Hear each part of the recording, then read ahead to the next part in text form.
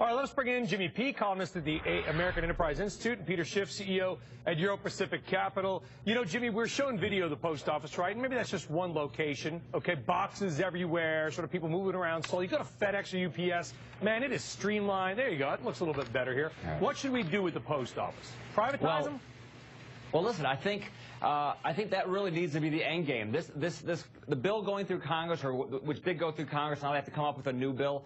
That was never going to do it. The post office doesn't need more like cost cutting. What it needs is innovation.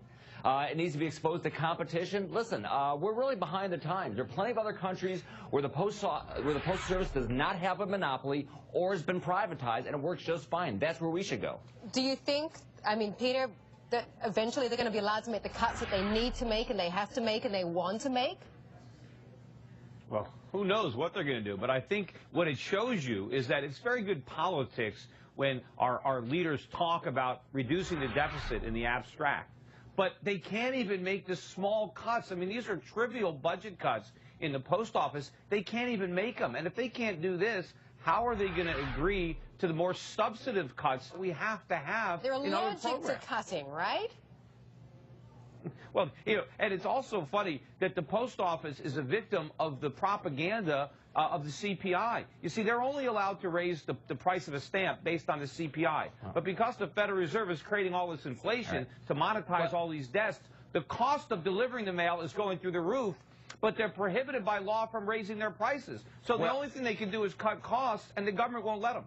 Well, listen, Peter's completely wrong about the CPI, but as far as the Postal Service goes, what we need to do is inject a sort of innovation. Listen, we're not just going to cut.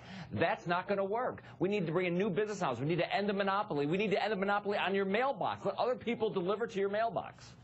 Is that going to happen? I mean, is that Jimmy, is that even on the table? Is that a possibility that could realistically happen, or is this just your wish list? Listen, it should. Listen, before the government, you know, we trust the government to like restructure Social Security and Medicare.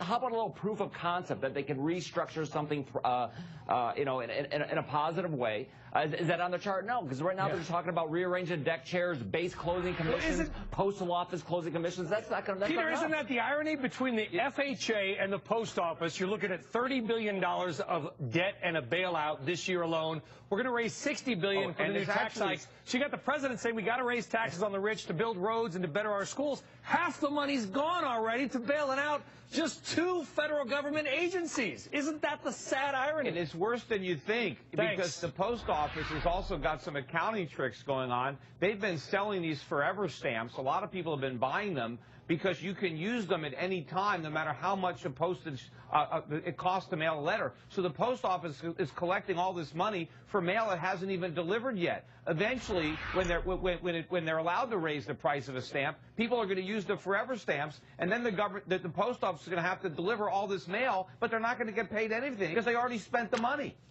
It's a very sad state of affairs. Jim, Peter, always good to have you on our show.